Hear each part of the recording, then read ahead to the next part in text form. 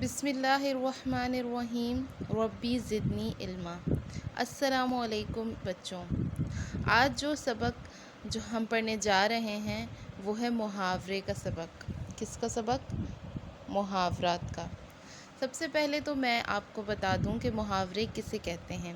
محاورے کی تعریف یہ ہے کہ ہماری عام زندگی میں عام بول چال میں کچھ ایسے الفاظ کا استعمال جو کہ اپنے اصلی معنی کے بجائے مختلف معنی دیں، یعنی کہ اپنے حقیقی معنی نہیں ہوں ان کے، بلکہ حقیقی معنوں کے علاوہ وہ کوئی معنی دے رہے ہوں۔ اب جیسے میں اس کی مثال آپ کو دیتی ہوں کہ ایک محاورہ ہے 9 2 11 ہونا۔ اگر آپ دیکھیں تو اس کے اصلی معنی کیا ہیں؟ 9 اور 2 کو اگر ہم جمع کریں تو وہ 11 ہی بنتا ہے۔ تو ایسا لگ رہا ہے کہ یہ کہا جا رہا ہے کہ 9 2 مل کے 11 بنتے ہیں، لیکن یہ محاورہ ہے اور اس محاورے کے اصلی معنی یہ ہیں، یعنی کہ ان الفاظ سے ہٹ کر مختلف معنی ہیں کہ بھاگ جانا۔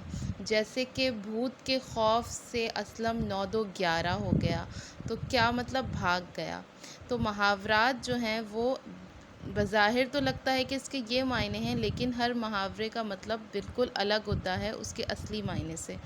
تو اس ایکسرسائز میں، اس مشق میں آپ کو یہی کرنا ہے کہ آپ کو ایک جملہ دیا گیا ہے، اس جملے میں ایک محاورہ بھی چھپا ہوا ہے، اور آپ کو اس جملے میں جو محاورہ چھپا ہوا ہے نا، اس کے آپ کو معنی دیے ہوئے ہیں۔ جیسے کہ یہاں پہ ایک معنی دیا ہوا ہے بنیاد رکھنا، تو اب آپ نے اس جملے میں سے محاورہ الگ کر کے اس اسکوائر میں، اس خانے میں لکھنا ہے جس کے معنی بن رہے ہوں کہ بنیاد رکھنا۔ جیسے کہ پہلا ہمارے پاس جملہ ہے، اس کاروبار کی داغ بیل تو ہمارے بزرگوں نے ہی ڈالی تھی۔ تو اس میں آپ کو مختلف الفاظ کیا لگ رہے ہیں؟ داغ بیل، اور اس کے ہی معنی ہیں بنیاد رکھنا، ٹھیک ہے؟ تو یہاں پہ آپ لکھ دیں گے داغ بیل۔ اس کے بعد ہے نکتہ چینی کرنا۔ نکتہ چینی کا مطلب ہوتا ہے کہ ہر وقت عیب نکالنا، یا پھر اس میں سے کوئی نہ کوئی، وہ کہتے ہیں نا کہ کیڑے نکالنا۔ تو جملہ ہے، رحیم کو حرف گیری سے فرصت ملے تو وہ کام کرے۔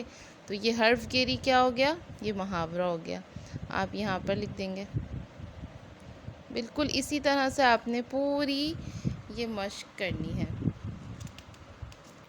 یہ مشق اسی طرح سے کر لیں گے تو پھر ہم آگے کام کریں گے۔